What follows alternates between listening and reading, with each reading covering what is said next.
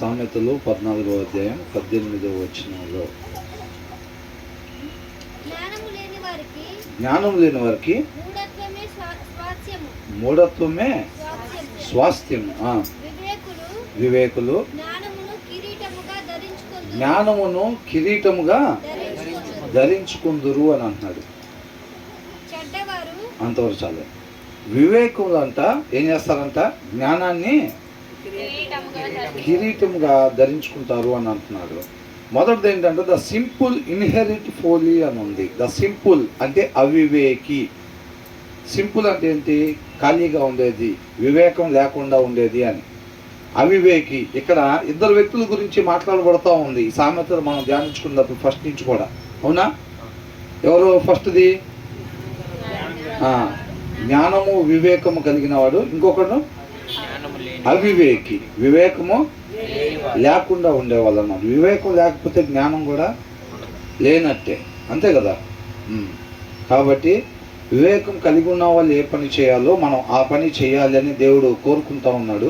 ఆ పని మనం చేయాలి అని అంటే ఆ జ్ఞాన వివేకాలు కలిగి ఉండే ఆ ఒక్క వాక్యాన్ని మనం ధ్యానించేవారిగా ఉండాలి. ఆ వాక్యాన్ని ధ్యానిస్తూ ఉండేటప్పుడు దాని లోపలే మనకి జ్ఞానము వివేకము ఇమిడి ఉంటాయి అన్నమాట. అవి దొరుకుతాయి మనకి. ఆ జ్ఞాన వివేకాలను బట్టి మనం పోగొట్టుకున్న స్థితిని మరలా మనం పొందుకోగలుగుతాం అన్నమాట. అంటే ఉండాల్సిన రీతిగా మాత్రమే మనిషి ఉండాలి అని అంటే ఆ జ్ఞానము వివేకము వలన మాత్రమే సాధ్యం అన్నమాట. అది లేకుండా ఉండాల్సిన రీతిగా ఉందామని ఆలోచన కలిగి ఉన్నా సరే ఉండలేరు. అవునండి. కాబట్టి ఇక్కడ ఏమంటున్నాడు? ద సింపుల్ ఇన్హెరిట్ అంటే అవివేకి ఏంటి స్వాస్థ్యంగా పొందుకుంటాడంట? మూర్ఖత్వాన్ని. ఫోలీ అని రాస్తుంది. ఇన్హెరిట్ ఫోలీ అంటే తను వివేకం కలిగి ఉండకుండా మూర్ఖత్వం కలిగి ఉంటాడు అని అంటున్నాడు. ఎవరంట? అవివేకి అంటే వాక్యాన్ని చదవని వాడు. ఆశ పడొచ్చు కాక, ఆశ అందరూ పడతారు. అవునా? మొన్న దాంట్లో చూసాం మనం. ఏమనుంది? The wicked seeks wise wisdom అని రాస్తుంది. అంటే వాళ్ళు కూడా జ్ఞానం రావాలని ఆశపడతారులే కానీ వాళ్ళకేమీ దొరకదు అని ఉంది. వాక్యం చదవకుండా దేవుడి జ్ఞానం కావాలని చెప్పి వాళ్ళు ఆశపడుతూ ఉంటారనమాట. అర్థమవుతుందండి? దానివల్ల ఏమొచ్చిందంట? ఏమీ రాదు, శూన్యం. వాక్యం చదవరు. చదవకుండా దేవుడి వాక్యం, దేవుడి జ్ఞానం కావాలని కోరుకుంటూ ఉంటారనమాట. వాళ్ళు కూడా కోరుకుంటారు కానీ వాళ్ళకి అది దొరకదు. కాబట్టి మనం దానికోసం సమయాన్ని కేటాయించాలి, కష్టపడాలి. కష్టపడటం గురించి రాస్తుంది చూసారా ఎక్కువ దీంట్లో? అది ఆత్మీయ కోణంలో రాశారనమాట. ఆత్మీయంగా మనం లేజీనెస్ కలిగి ఉండకూడదు, సోమరులాగా ఉండకూడదు అనమాట. అది లోక సంబంధంగానే కాదు, ఆత్మీయంగా రాశారనమాట. అంటే చదువుదాంలే, రేపు చదువుదాం, రేపు నుంచి బాగా చదువుదాం వాక్యం. ఇప్పుడు ఎవరికైనా ఇవ్వాలి, పలానా దగ్గర పేదోళ్ళు ఉన్నారు, వాళ్ళ పరిస్థితి బాగలేదంట అంటే మన దగ్గర ఉన్నా సరే ఇప్పుడు అంత దూరం వెళ్ళి ఏమిస్తాం వాళ్ళకి? వాళ్ళ పరిస్థితి బాగలేదు, వాళ్ళు కొద్దిగా ఇబ్బందుల్లో ఉన్నారంటే ఒక 5,000 ఇద్దామని అనుకుని ఇప్పుడు అక్కడ దాకా వెళ్ళి మనం ఏమిస్తాం? ఏనంట? అవకాశాన్ని సద్వినియోగం చేసుకుంటారు జ్ఞానం కలిగిన వాళ్ళు. అవునా కదా? అది గొప్ప భాగ్యంగా పెంచుకుంటారు. కానీ ఈ సోమరులు ఏం చేస్తారు? అంత దూరం పోయి మనం ఎక్కడిస్తాం? ఇప్పుడు ఏం చదువుతాం? అదే వాక్యం చదవటం అంటే కదలకుండా ఒకటే చోట ఒక 45 నిమిషాలు కూర్చోవాలి. మనకేమో కుదరదు. అవునా? మనం ఎంతకాడికి ఏం చేయాలి? కాలుగాలినా బిల్లులాగా అటు ఇటు తిరుగుతూ ఉండాలి తప్ప ఒక దగ్గర మనం ఒక 45 నిమిషాలు కూర్చోవటం అంటే ఎంత బద్ధకమో. చదవటానికి ప్రాబ్లం కాదు, ఇప్పుడు న్యూస్ పేపర్ చదివినట్టుగా చదువుకోవటం. కాకపోతే ఒకసారి కూర్చోవాలి కదా, అది పెద్ద పనిష్మెంట్ లాగా ఉండిద్ది మనకి కదా. 45 నిమిషాలు ఒకేసారి కూర్చొని ఉంటామంటే ఇబ్బంది మనకి. అందుకే చదవకుండా ఉంటారు. అలా వాక్యం చదవకపోతేనంట ఆ జ్ఞాన వివేకాలు మనకి రావంట. ఆ వివేకం లేని వాళ్ళు ఏంటంటే స్వాస్థ్యంగా వాళ్ళు మూర్ఖత్వాన్ని పొందుకుంటారు. అంత మాత్రమే కాదు, వీళ్ళు మూర్ఖత్వంగా నడుచుకుంటారు. వీళ్ళు నడుచుకునేటప్పుడు ఏమవుతుందంటే వీళ్ళ తర్వాత జనరేషన్ కూడా వీళ్ళు దాన్నే చూపిస్తూ ఉంటారు. నన్నుగా నువ్వు తెలుసుకోవాలి, నీ కుమారులు చెప్పాలి, వాళ్ళ కుమారులు చెప్పాలి. వాళ్ళు తెలుసుకుంటుంది ఏంటంటే ఈ మూర్ఖత్వం తెలుసుకుంటున్నారు. వాళ్ళు మూర్ఖుల్లాగా వాళ్ళు నడుచుకుంటున్నారు. వీళ్ళు నడుచుకోవటమే కాదు, అది అంతటితో పోదు. అది వీళ్ళ తర్వాత వీళ్ళ పిల్లలు గమనిస్తూ ఉంటారు తల్లిదండ్రుల్ని. వీళ్ళు ఎలాగైతే మూర్ఖుల్లాగా జీవిస్తున్నారో వీళ్ళ పిల్లలు చూస్తూ ఉంటారు అన్నమాట వీళ్ళని. అది వాళ్ళకు వారసత్వంగా అందిస్తారు అని అంటున్నాడు. ఇన్హెరిట్, వారసత్వం. అర్థమైందండి? వారసత్వంగా అందిస్తారు. కాబట్టి వాడు వాళ్ళ నాన్న అట్లా చేశాడు, వాళ్ళ నాన్న చూశాడు అట్లా తయారయ్యాడు, వాళ్ళ అమ్మని చూసి అట్లా తయారయ్యాడు అంటూ ఉంటాడు. వాళ్ళు పద్దాకులు చూస్తూ ఉంటారు కదా. చాలామంది పరిచర్య అంటే ఈ లోపలికి వచ్చినప్పుడు పరిచర్య అని అనుకుంటూ ఉంటారు. మన జీవితంలో ప్రతి క్షణం పరిచర్యలో భాగమే. అర్థమవుతుందండి? పరిచర్య అంటే ఇక్కడికి వచ్చి పాటలు పాడటం, ఇక్కడికి వచ్చి ప్రార్థన చేయటం, ఇక్కడ నుంచొని వాక్యం చెప్పటం, ఇక్కడున్న చేపలు తీయటం, అదే పరిచర్య కాదండి. మనం చేసే ఉద్యోగం కూడా అదే. మన జీవితంలో ప్రతి క్షణం పరిచర్యలో భాగమే అది. ఈ రోజుల్లో అధికారుల్లో కావచ్చు, ఇంజనీర్లు కావచ్చు, డాక్టర్లు కావచ్చు, ఇప్పుడు వీళ్ళందరిలో కూడా ఈ దేవుని యొక్క జ్ఞానం లేక, అర్థమవుతుందండి? అలాంటి వాళ్ళు సత్యవంతులు లేకపోవటం వల్ల అన్యాయంగా ఉంది, మొత్తం చీకటిగా ఉంది. సత్యంలో నాటబడిన వాళ్ళు ఒక డాక్టర్ అయ్యారు అనుకోండి, ఆ సత్యాన్ని ప్రకాశింపజేస్తారు అక్కడ కూడా. అవునా కదా? ఒక గవర్నమెంట్లో లీడర్స్ అయ్యారు అనుకోండి, మన రాజకీయాల్లో పోకూడదని ఎక్కడా లేదు. అసలు రాజకీయాల్లో పోకూడదని ఎక్కడా కూడా లేదు. అప్పట్లో రాజులు ఉండేవాళ్ళు, ఇప్పుడు ఏమయ్యారు? ప్రధానమంత్రులు, ముఖ్యమంత్రులు వీళ్ళు అయ్యారు. మరి ఇప్పుడు దేవుని చేత వాడబడిన వాళ్ళు చాలామంది రాజులేగా. అవునా కదా? మన రాజకీయాల్లోకి వెళ్ళకూడదని ఎక్కడా లేదు అసలు. ఆ ప్లేస్లోకి వెళ్ళినప్పుడు, ఒక కలెక్టర్ అయినప్పుడు, లేదా ఒక ఎమ్మెల్యే అయినప్పుడు, ఆ ప్లేస్లో ఉన్నప్పుడు సత్యంలో నాటబడిన మనిషి ఎలా ఉంటాడు? వాక్యానుసారంగా తన ఇష్ట జనాల పట్ల ఎలాంటి నిర్ణయాలు తీసుకోవాలి, ఏది మంచి చేసిద్ది, నన్ను వల్లే నా పొరుగువాడిని ప్రేమించే దానికోసం ఏ ఆలోచన, ఏ పథకం వాళ్ళకు ఉపయోగపడిద్ది అనే దాన్ని బట్టి వాళ్ళ ఆలోచనలు చేస్తూ ఉంటారనమాట. కాబట్టి మనం ఇక్కడికి వచ్చి పాటలు పాడితేనో, ఇక్కడ వాక్యం చెప్తేనో, ఇక్కడ ప్రార్థన చేస్తేనో అది పరిచర్య అనేది కాదు. నీతిమంతులు వాళ్ళు ఏ ఉద్యోగంలో అయినా చేస్తూ ఉండొచ్చు, ఉద్యోగం చేయటం తప్పేమీ కాదు. అర్థమవుతుందండి? పాంప్లెట్లు పంపించేదే పరిచర్య కాదు, వాక్యం చెప్పేదే పరిచర్య కానే కాదు. కాబట్టి మనం ఏ ఉద్యోగం చేస్తున్నా సరే మనం సత్యంలో నాటబడి ఉండి ఆ సత్యాన్ని ప్రకాశింపజేయాలి. ఆ ప్లేస్లో పెట్టాడు దేవుడు మనల్ని. కాబట్టి న్యాయవంతంగా మన ముందు ఎంతోమంది చేస్తుండొచ్చు, మన చుట్టూ అనేక మంది ఉంటారు. వాళ్ళందరూ ఒక క్రీస్తు అక్కడ, ఇప్పుడు ఫర్ ఎగ్జాంపుల్గా ఇప్పుడు సూర్య టెంట్ హౌస్ నడుపుతున్నాడు అనుకోండి, ఆ ప్లేస్లో ఒకవేళ క్రీస్తు ఉంటే ఎలా ఉండిద్దో మనం అలా ఉండాలి. దీని గురించి అసలు వాక్యం ఎలా చెప్తుంది, ఆ వ్యాపారం చేసే వాళ్ళు వాక్యానుసారంగా ఎలా చేయాలి అని చెప్తుంది అనేది పరిగణలోకి తీసుకోవాలి. ఇప్పుడు నేనున్నాను అనుకోండి, ఇప్పుడు ఏదో మార్కెటింగ్ సంబంధించిన జాబ్ చేస్తున్నాను, అట్లాంటి దానికి సంబంధించిన దాంట్లో కూడా వాక్యం ఏం చెప్తుంది, ఎలా ఉండాలని చెప్తుంది. పనికి పోకుండా, బాధ్యత తెలియకుండా ఇంట్లో ఉండమని వాక్యం ఎప్పుడు కూడా చెప్పదు, పని చేసుకోమని చెప్పింది. మన కోసం మనం పని చేసుకోవటమే కాదు, ఇతరుల కోసం కూడా మన చేతులు కష్టపడాలని చెప్తుంది. కాబట్టి చక్కగా ఆ పని ఏ రీతిగా చేయాలి. ఇప్పుడు పొలం పనికి వెళ్తున్నాం, పొలం పనికి వెళ్ళే వాళ్ళ గురించి వాక్య సారాంశంలో ఏముంది, ఏ వచనంలో ఉంది బ్రదర్? వచనాల్లో కాదు, వాక్య సారాంశంలో ఆ పొలం పనికి వెళ్ళే వాళ్ళు ఎలాగుండాలని ఉంది. ఇంటి దగ్గర ఉండే హౌస్ వైఫ్ ఎలాగుండాలని రాస్తుంది. దాన్ని చూసుకొని దాని ప్రకారంగా మనం ఉండటమే. అది మనం ఇక్కడ మందిరంలో ఉన్నా, ఇంటి దగ్గర ఉన్నా, పని దగ్గర ఉన్నా, ఎక్కడున్నా వాక్యానుసారం ఉండటం పరిచర్య. అదంతా అర్థమవుతుందండి? మనం ఉండటం ద్వారా ఏమవుతుందని అంటే అది మనకి మేలు చేసిద్ది. ఎట్ ద సేమ్ టైం మన తర్వాత వాళ్ళకు కూడా మనం దాన్ని వారసత్వంగా అందిస్తూ ఉంటాం అన్నమాట.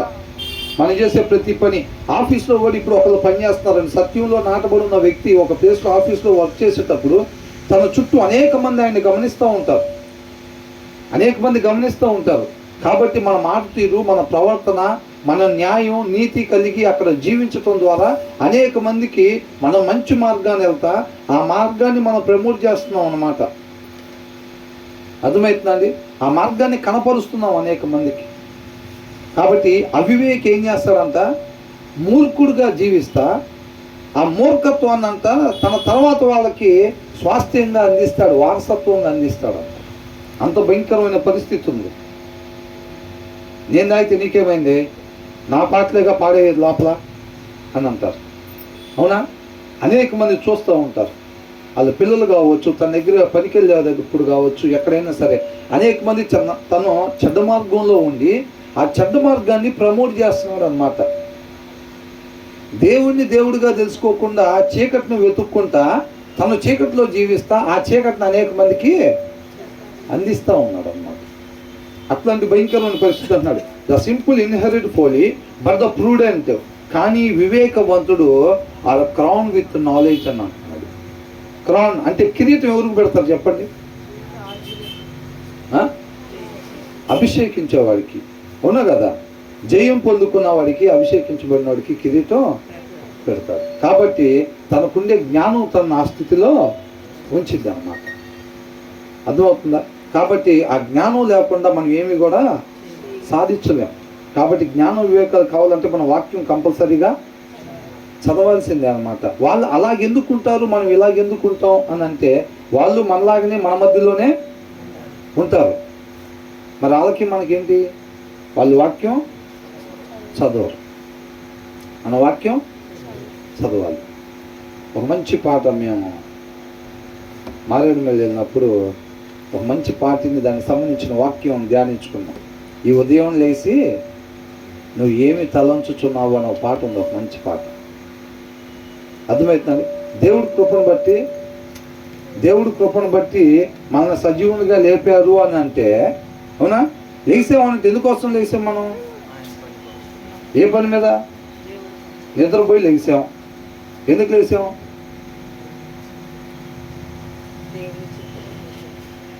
దేవుని చిత్తం నెరవేర్చడానికి, దానికోసమే. అదే ఆలోచిస్తున్నావా నువ్వు అని అంటున్నారు అన్నమాట. ఏం ఆలోచిస్తున్నావు? కొంతకాలం ఉండిపోయే వాటిని పొందుకోవటానికి చూస్తున్నావా? నీ పిల్లలు కూడా నువ్వు అలా జీవిస్తా నీ పిల్లలు కూడా ఆ మార్గాన్ని చూపిస్తున్నావా? కొంతకాలం ఉండిపోయే వాటి వైపు.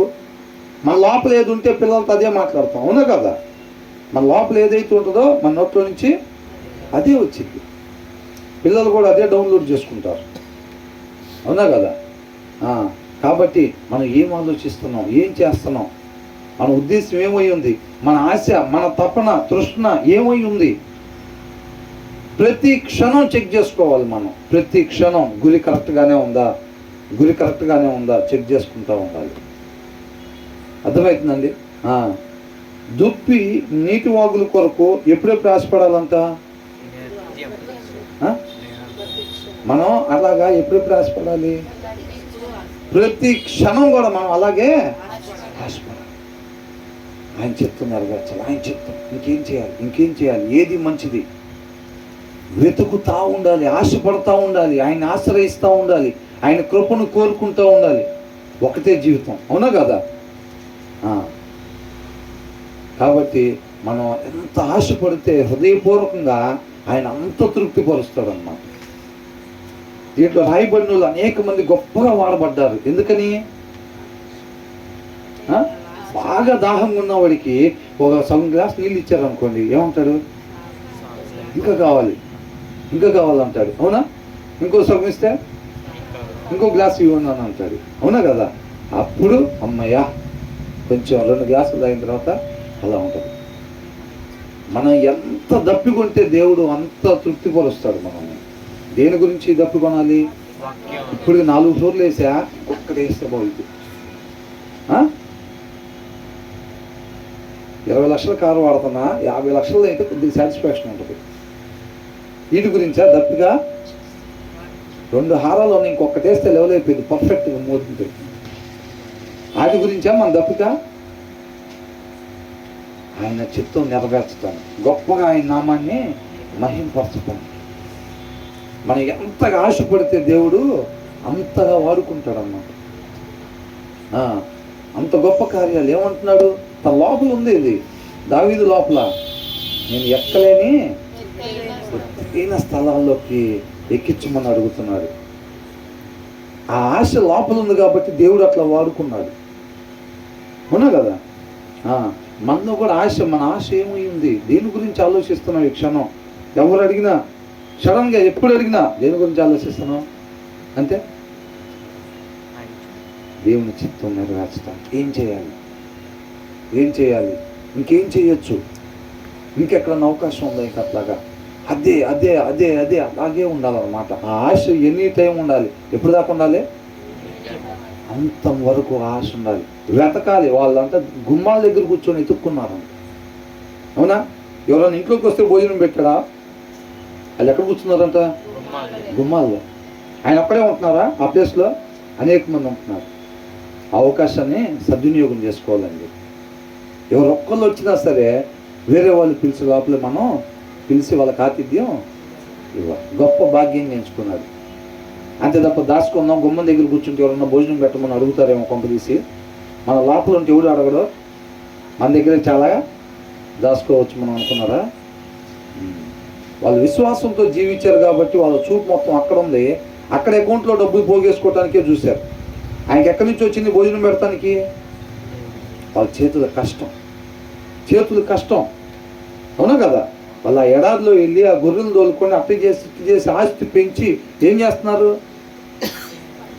ఎవరెవరైతే వస్తున్నారో బాటసార్లు వాళ్ళని పిలిచి వాళ్ళ చేతులు కష్టం పెట్టడం, మళ్ళీ వీటిని బాగా మంచి చెడు వాళ్ళు స్నానాలు చేయించడం, వాడికి ఆహారం పెట్టడం, ఇది చేయటం, వాటిని ఇంకా డెవలప్ చేయటం, మళ్ళీ అనేక మందికి ఇవ్వటం, మళ్ళీ అట్లా చేయటం, మళ్ళీ అట్లా చేయటం.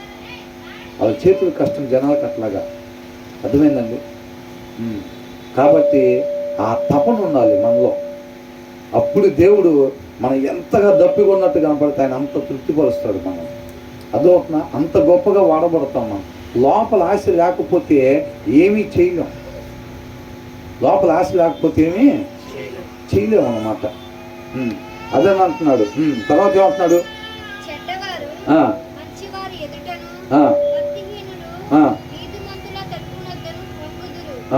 ఏం చేస్తారంట చెడ్డవారు?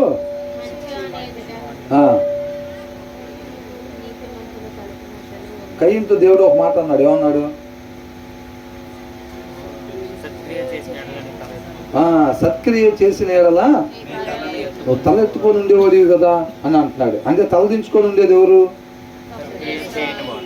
ఉండాల్సిన రీతిగా ఉండని వాడు ఏం చేస్తాడు? తల దించుకొని ఉంటారు అనమాట. కాబట్టి evil doors will bow down in the presence of the good.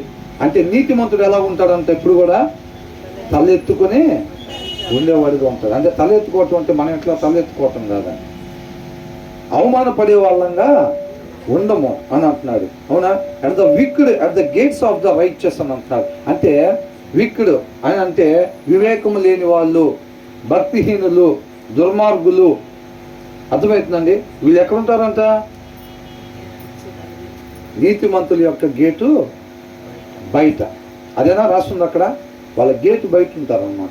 అంతిమంగా జరిగేది ఏంటి అని అంటే, అంతిమంగా విజయం ఎవరికి వచ్చిందంట? నీతిమంతులకి అంతిమ విజయము. వీళ్ళు ఎప్పుడు తల దించుకుని ఉండేవారుగానే ఉంటారు అని అంటున్నారు అన్నమాట. కాబట్టి మనం నీతిమంతులుగా మాత్రమే మనం ఉండాలి. ఉండాల్సిన రీతిగా మాత్రమే మనం అందరం కూడా ఉండాలి. తర్వాత ఏమంటున్నాడు?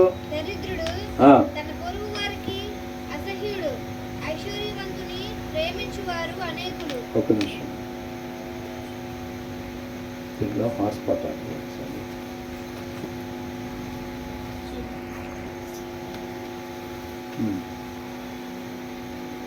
The poor are shunned even by their neighbours అని అంటున్నాడు. ద పూర్ పేదవాళ్ళని. చదవండి 20వ వచనం.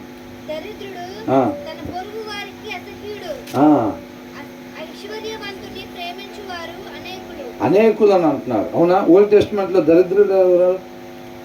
పేదవాడు. దరిద్రుడు అని అంటే పేదవాడు అనమాట. పేదవాడిని ఏం చేస్తారంట? జనాలుగా లోకంలో ఉండేది వాళ్ళని తృణీకరిస్తారు, దూరం పెడతారు అనమాట పేదవాళ్ళని. అవునా? అదే డబ్బులు ఉన్న వాళ్ళు అయితే బ్రదర్ రండి ఆ చీర తీసుకో అంటారు. అవునా? సిస్టర్ రండి ఆ ముందు సీట్లో కూర్చోండి అంటారు. ఎందుకు?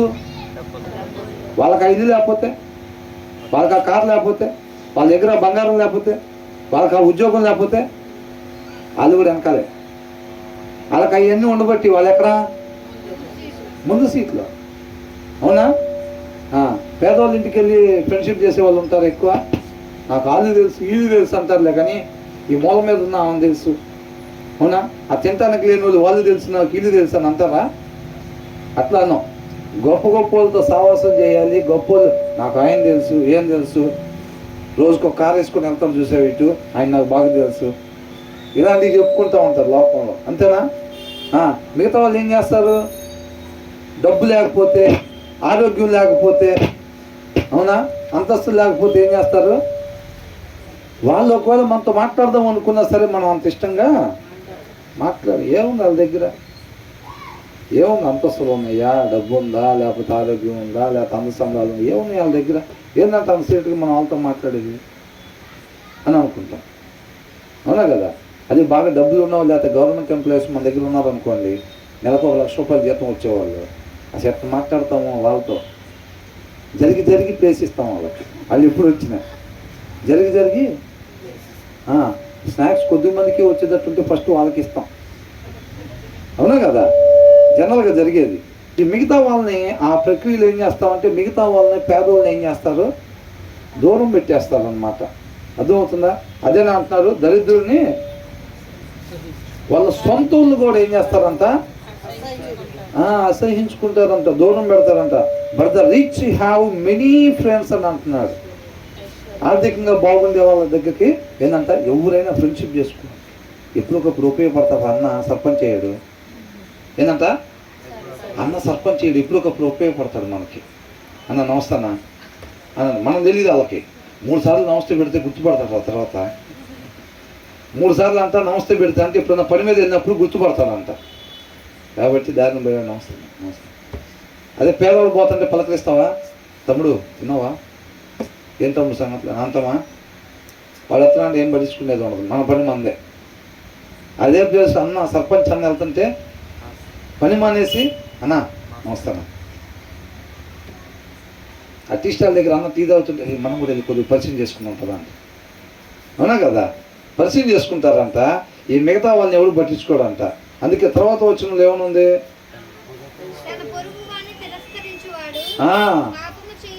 అది.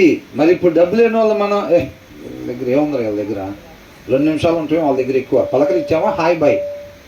ఏంటంట, పేదవాళ్ళ దగ్గర ఏమో హాయ్ బాయ్.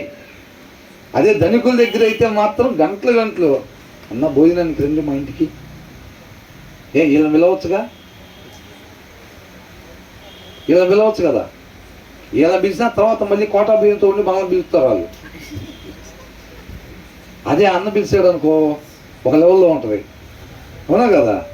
అది వీళ్ళతో ఫ్రెండ్షిప్ చేస్తే వీళ్ళకి ఎట్ట విలువ లేదో మనకు కూడా విలువ లేకుండా పోయిద్దిరా లోకంలో.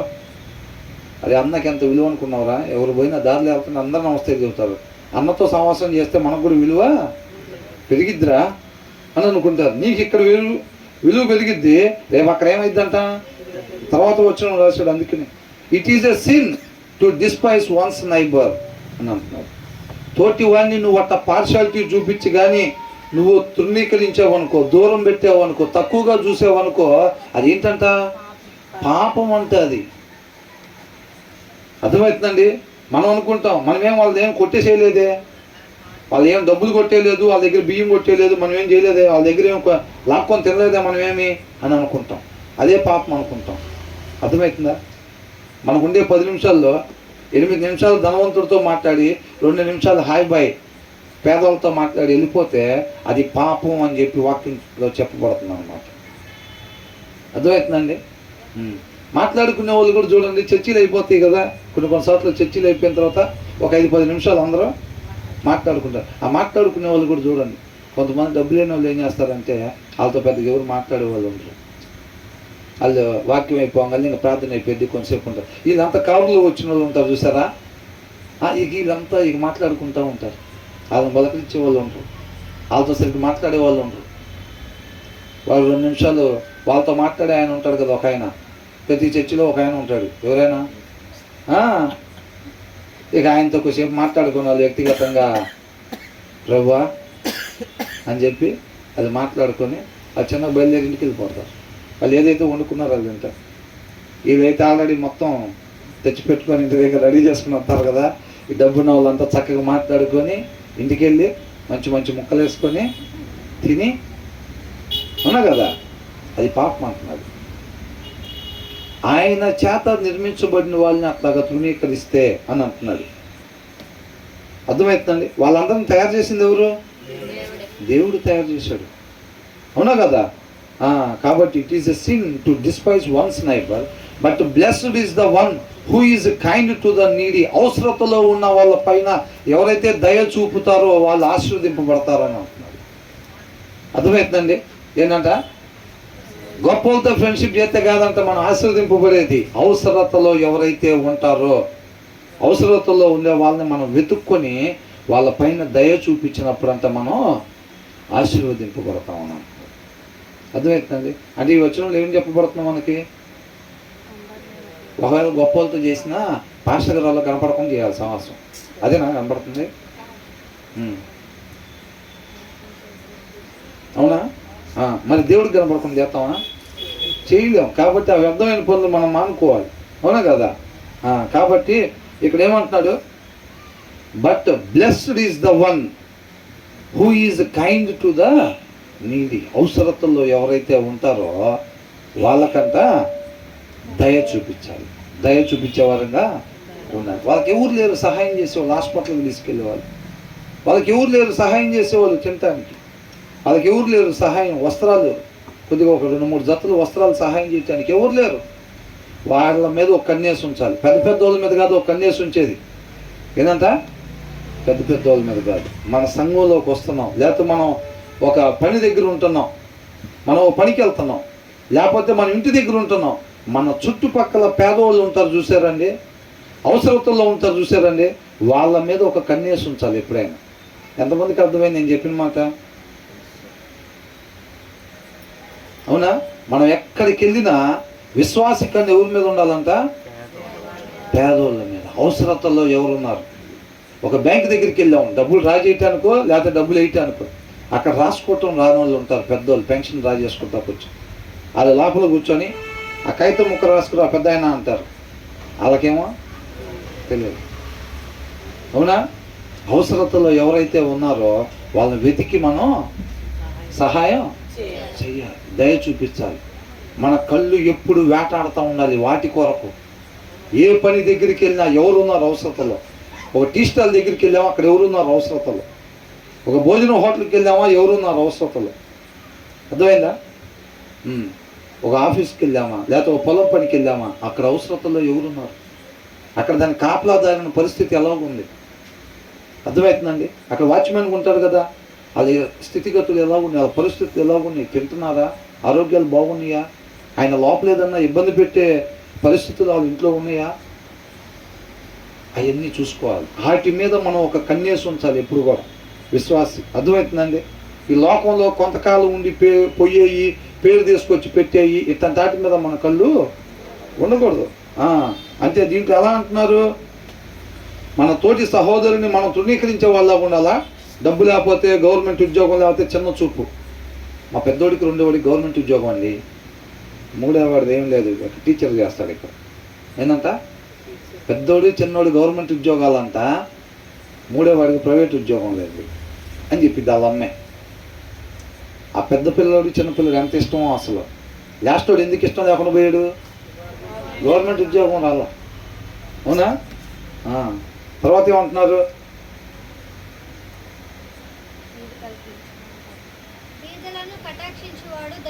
బా ఏంటంట, పేదలను ఎన్నోది అది 21 ధ్యానించుకున్నాం కదా ఇప్పుడే. అదే అంటాను, పేదలను కటాక్షించేవాడు ధన్యుడు. ఎంతమంది ఇక్కడ ధన్యులుగా ఉండాలనుకుంటున్నారు? ధన్యులుగా ఉండాలంటే ఏం చేయాలంట? బేదలు ఎక్కడున్నారు? బేదలు కావాలి. వీళ్ళు ఏమంటారు, లోకంలో ఉండేవాళ్ళు డబ్బున్న వాళ్ళు కావాలి. పాస్టర్ గారు వాళ్ళు ప్రార్థన చేసే వాళ్ళు ఉన్నారేమో బహుశా. ప్రభు అందరు గవర్నమెంట్ ఎంప్లాయీస్, అందరూ నా చర్చికి వచ్చే వాళ్ళు అందరూ గవర్నమెంట్ ఎంప్లాయీస్ నడిపించదేవా, బిజినెస్ మ్యాన్లు నడిపించదేవా ప్రవాహం లోపలికి. అవునా? పేదలు మొత్తాన్ని నడిపించిన ఆయన ప్రార్థన చేస్తారా?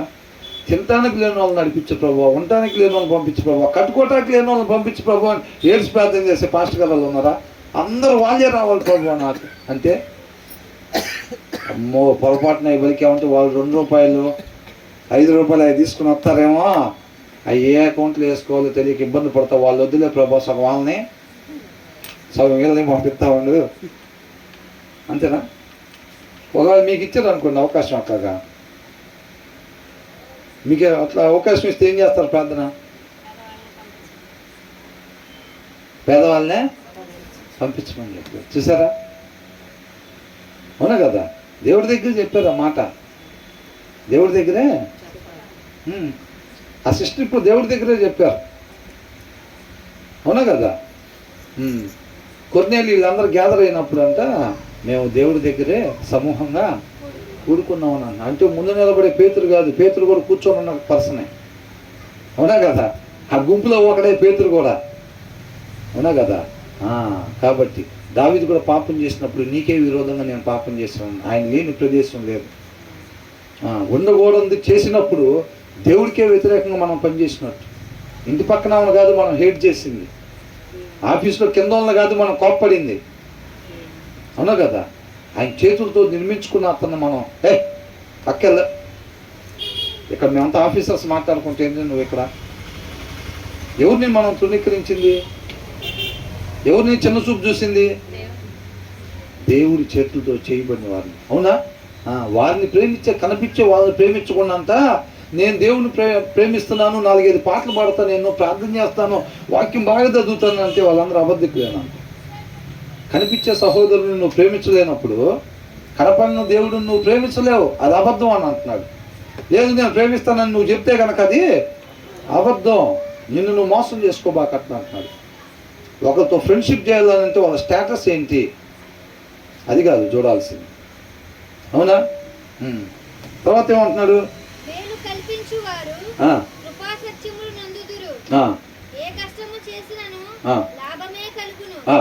Do not those who plot evil go astray అని అంటాడు. ఆ వచ్చిన మళ్ళీ ఒకసారి చదవండి, 22.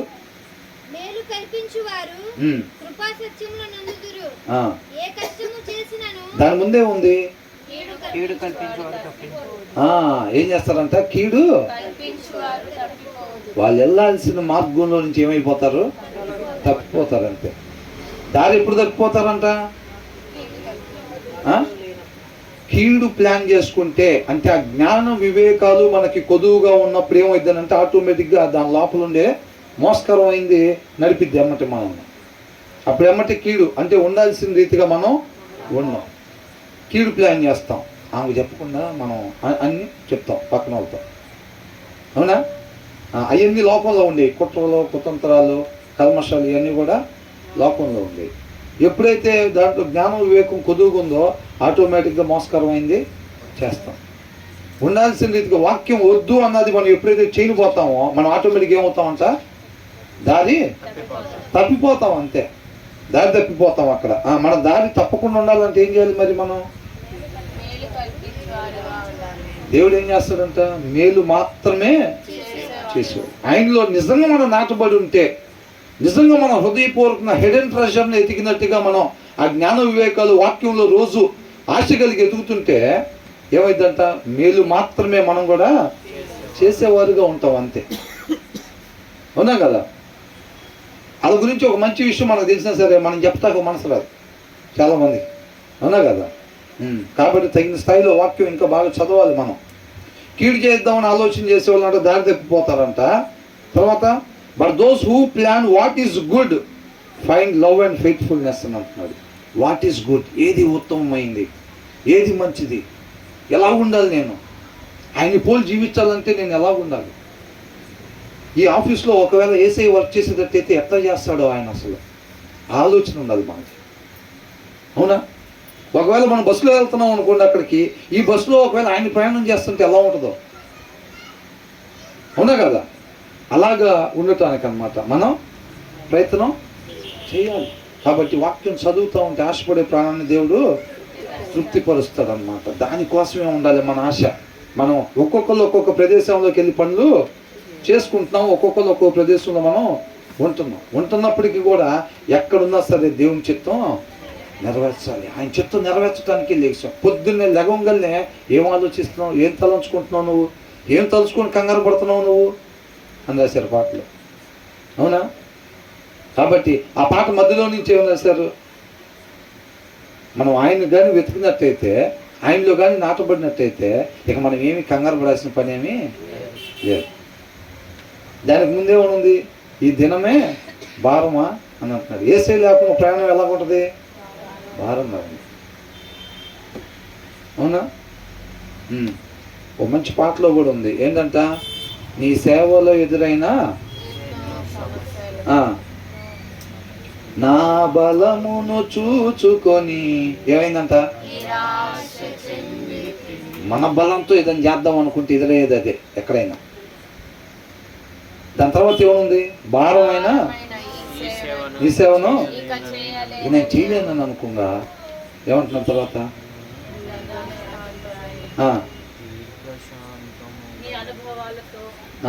నన్ను బలపరిచి. అవునా? ఏదైనా ఆయన చేయాల్సిందే. మనం ఏదన్నా చేయాలని అనుకుంటే ఏమి ఎదురైందంట, నిరాశ ఎదురైంది అనమాట. మనం ఎక్కడ కత్తుపే ప్రయత్నం చేయకూడదు. మన జీవితం మీద అధికారం ఆయనకి ఇవ్వాలి. కాబట్టి ఏది మంచిది, ఏం చేయాలి, ఆమెను మించి మనం కుట్ర చేయాలని ఉండకూడదు. ఏంటంట, ఇట్లా చెప్పిందా, అసలు మనం ఈసారి మాట్లాడే మాటకి బతకూడదు కానీ అనిపించాలా.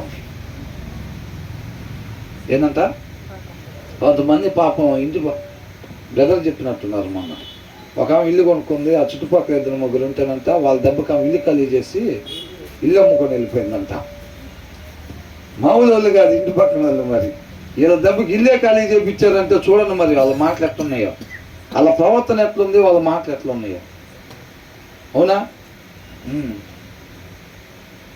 కాబట్టి మనం చక్కగా వాక్యం చదువుకొని, ఒక స్త్రీలు అయితే ఏంటి, పురుషులు అయితే ఏంటి, కొన్ని అండర్లైన్ వర్డ్స్ పురుషుల కూడికలో స్త్రీల కూడికలో మనం మాట్లాడాల్సినవి. చాలామంది స్త్రీలు ఎక్కడెక్కడ పడిపోతూ ఉన్నారు. ఇప్పుడు కోడల వయసు అయితే అత్తగారి దగ్గర ఆ విషయంలో అనేక మంది పడిపోతున్నారు. అక్కడ మనం నిలబడి చూపించాలి. అక్కడ మనం నిలబడి చూపించాలి. అనేక మంది ఈ రోజులు అట్లా అయిపోతున్నారు. కానీ ఆ ప్లేస్లో మనం జయాన్ని పొందుకొని ఆ వెనకాలకు ఒక ఎగ్జాంపుల్గా, ఒక గుడ్ ఎగ్జాంపుల్గా మనం ఉండాలి. ఆ అండర్లైన్ వర్డ్స్ కొన్ని పెట్టుకోవాలి. అనేక మంది అత్తలు, అనేక మంది కోడల్లో, తోడు కోడల్లో, అవునా, చాలా చోట్ల ఇలా ఉండిద్ది, లోకంలో ఇలా ఉంటుంది. ఆ ప్లేస్లో నేను ఒక గుడ్ ఎగ్జాంపుల్గా నేను ఉంటా. నా తర్వాత తరానికి కూడా నేను దాన్ని వారసత్వంగా అందించాలి. అవునా కదా? ఒక ఇంటికి మనం పోయామనంటే కోడలుగా వాక్యానుసారంగా ఎలా ఉండాలో చూసుకొని ఆ రీతిగా ఉండి ఆ ప్లేస్లో జయాన్ని పొందుకుంటా తర్వాత వాళ్ళకి కూడా ఒక వారసత్వంగా దాన్ని అందించాలి. వాళ్ళు కూడా ఆ తర్వాత వాళ్ళకి అందిస్తారు. అవునా కదా? ఎప్పుడు సూర్యకాంతం సినిమాల కాడి నుంచి ఈ కీచులాట. అవునా కదా? ఇది కూడా ఇప్పుడు మగవాళ్ళైనా అంతేగా. వీళ్ళ అమ్మనాన్నలు వస్తున్నారంటే గబగబా పోయి మటన్ తీసుకొస్తాడు, వాళ్ళ అమ్మనాన్నలు వస్తున్నారంటే పోయి చికెన్ తీసుకొస్తాడు, అదే గబగబా పోయి చికెన్ తీసుకొస్తాడు. అవునా కదా? ఇట్లాంటి అన్నింటి ప్లేస్లో మనం గెలవాలి. అంటే భార్య భర్త మీద, భర్త భార్య మీద కాదు గెలిచేది. ఇవి ఉన్నాయి చూసారండి, కొద్దిగా స్ట్రాంగ్గా ఉన్నాయి చూసారా, స్ట్రాంగ్ హోల్స్ లాగా. వాటిని బ్రేక్ చేయాలి మనం. ఆ ప్లేస్లో నిలబడేటట్టున్నది. లోకంలో కోడలు ఉన్నట్టుగా ఏమా లేదు, లోకంలో అత్త ఉన్నట్టుగా ఇల్లు లేరు. వాక్యంలో ఉన్న అత్తలాగా, వాక్యంలో ఉన్న కోడల్లాగా, వాక్యంలో ఉన్న కొడుకులాగా, వాక్యంలో ఉన్న అల్లుల్లాగా మనం ఉండాలి. అది అవకాశం మళ్ళీ వచ్చేది కాదు, మళ్ళీ వచ్చేది కాదు. కాబట్టి ఆ ప్లేస్లో జయించాలి. చాలామంది ఉంటారు క్రైస్తవులని పేరు చెప్పుకుంటా సరిగ్గా ఉండలేకుండా ఉంటారు. నేను ఆ విషయంలో అండర్లైన్ చేసుకోవాలి. నేను అండర్లైన్ చేసుకుని ఆ ప్లేస్లో గెలవాలి, మాదిరిని కనపరచాలి. అవిశ్వాసి అయిన భార్య ఉంటే కనుక విశ్వాసి అయిన భర్త ఆమెను రాబట్టుకోవచ్చు అని ఉంది. అత్తగారిని రాబట్టుకోలేమా అని దాని అర్థం ఏంటి? సారాంశం కదా మనం పట్టుకోవాల్సింది. మరి మనం సారాంశం పట్టుకునేటప్పుడు అవిశ్వాసి అయిన అత్తగారు ఉండేటప్పుడు విశ్వాసి అయిన కోడలుగానే ఉన్నట్టయితే కనుక ఆ అత్తగారిని రాబట్టుకోవచ్చు అంతే. అట్ ద సేమ్ టైము విశ్వాసి అయిన అత్తగారు ఉండి అవిశ్వాసి అయిన కోడలు ఉన్నా సరే ఆ కోడల్ని రాబట్టుకోవచ్చు. అది సారాంశంలో ఉన్నది. బ్రదర్ అట్లా లేదు కదా, అత్త కోడల గురించి లేదు కదా అక్కడ, మనం ఎందుకు అట్లా తీసుకోవటం అనేది కాదు. వాక్య సారాంశంలో ఎలా ఉంటుందో దాని ప్రకారంగా ఉండాలి. లేడీస్ అని కాదు, జెంట్స్ కూడా ఏదైతే ఛాలెంజెస్ ఏ ప్లేసుల్లో జెంట్స్ పడిపోతూ ఉంటున్నారో, లోకంలో జెంట్స్ అంటే మొబైల్ అంటే ఇట్లా ఉంటారు అని అంటూ చూసారండి, ఆ ప్లేస్లో మనం జయించేవారుగా ఉండాలన్నమాట. ఆ తర్వాత ఏమంటున్నాడు,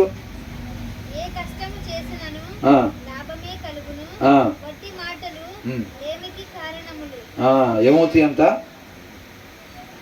all hard work brings a profit అని అంటున్నాడు. పని చేస్తూ ఉన్నారు. కొంతమంది ఏం చేస్తారంటే కూర్చొని ఇల్లు కట్టేస్తారు. వాళ్ళు ఎట్లా ఉందరా ఇల్లు అంటారు, ఎక్కడ కట్టేవారా, ఇది కూడా మన ముందు ఉందిగా అంటారు.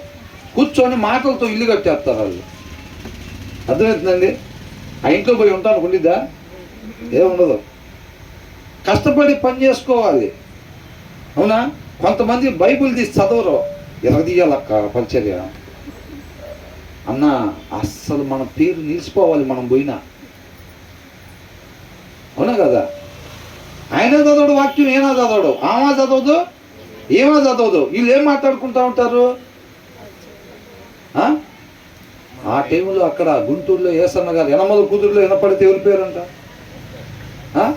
మన పేరే. అట్లా ఉండదు. మనం వెళ్ళేటప్పుడు అట్లా వదిలిపెట్టి వెళ్ళాలి మన పరిచర్య పేరు. మాటలతోటి కోటలో కట్టేసేస్తారు అంతే. వాక్యం అయితే తీసేది ఉండదు. అదే చెప్తున్నాడు ఇక్కడ, all hard work brings a profit. పని చేస్తా, కష్టపడాలి. పొద్దున 3ంటికా ప్రార్థన అని అంటే, అవునా, గంట సేపు అన్నా చదవాలా, కనీసం గంట ఒకసారి కూర్చొని చదవాలా. వాక్యం చదివేప్పుడు ఏంటంటే గంట సేపు ఒకేసారి కూర్చొని కదలకుండా చదవటం ఇంకేమైనా ఉందా అసలు అని అనుకుంటారు. అవునా కదా? అబ్బో ఇప్పుడు గంట ఒక దగ్గర ఎక్కడ కూర్చుంటారు, మనం చదవలేము, రేపు నుంచి చదువుదాం అని అనుకుంటారు. సోమరులు అట్లా అనుకునేది, వాక్యం చదవకుండా ఉండేవాళ్ళు. అర్థమవుతుందండి? మన శరీరం మనం సహకరించేటట్టుగా చూసుకోవాలి. వాక్యం చదవటానికి మన శరీరం సహకరించాలి. ఎవరికైనా బాగలేదు, వాళ్ళకి బాగలేదు, వీళ్ళకి కదా, ఆఫీస్ దగ్గరైనా కానీ ఎక్కడన్నా కానీ, మన ఇంటి దగ్గర కావచ్చు, చుట్టుపక్కల 10 వాళ్ళకి బాగలేదని అంటే భారం కలిగి ప్రార్థన చేసేటట్టుగా, మన శరీరం సహకరించేటట్టుగా మనం చూసుకోవాలన్నమాట. అది హార్డ్ వర్క్ అని అంటే ఓన్లీ పనికి పోయిన దగ్గర, ఆఫీస్లో మాత్రం బాగా పనిచేసి, పొలానికి పోయిన దగ్గర బాగా పనిచేసి, వాక్యం దగ్గరికి వచ్చేసరికి ఆవిలిచ్చి నిద్రపోతూ ఉంటాం కాదు. ఆత్మీయంగా మనం ఎలా ఉండాలి? కష్టపడేవారుగా ఉండాలి. అది భోజనాలు లాలి పెడుతుంటే మనం పోయి పంచితే పేరు ఏమొచ్చిందిరా? పేరంతా ఆలకపోయిద్ది. ఏంటంట? భోజనాలు లాలి పెడుతున్నారు అని తెలుసు కాబట్టి మనం పోయి ఎంత వడ్డించి కష్టపడినా పేరంతా వాళ్ళకి పోయిద్దిరా. మనం వడ్డించి మనం భోజనాలు పెట్టేటప్పుడు కష్టపడ్డాం అనుకో, పేరు మొత్తం మనకు వచ్చిద్దిరా. అది పేరు కోసమేనా? పేరు కోసం కాదు. కాబట్టి అదే అంటున్నాడు, కష్టపడాలి. మనం కష్టపడటం వల్ల మనం నీతిమంతులుగా ఉంటే నిత్య జీవాన్ని స్వతంత్రించుకుంటాం. అట్ ద సేమ్ టైం మన తర్వాత వాళ్ళకు కూడా దాన్ని వారసత్వంగా, నీతిగా ఉండటం అనే దాన్ని మన తర్వాత వారికి కూడా వారసత్వంగా అందిస్తాం అన్నమాట. దాన్ని అదే మనం ఇచ్చే ఆస్తి. అర్థమవుతుందండి? అదే మనం ఇచ్చే ఆస్తి. పిల్లలకు మనం ఇవ్వాల్సిన ఆస్తి అదే. మనం సత్యాన్ని అనుసరిస్తా, వాళ్ళు కూడా సత్యాన్ని మాత్రమే అనుసరించాలనేది వాళ్ళకు ఒక గుడ్ ఎగ్జాంపుల్గా, వారసత్వంగా మనం దానికి అందించాలన్నమాట వాళ్ళకి. అవునా? కాబట్టి జీవిత విధానం మనం ఎంత చదువుకున్నాం, ఏంటి, ఎన్ని వచనాలు చదివాం అనేది కాకుండా మనం దాని ప్రకారంగా విధానం ఎట్లాగా అనేది చూసుకొని దాని ప్రకారంగా మనం ఉండేవాళ్ళుగా ఉండాలి.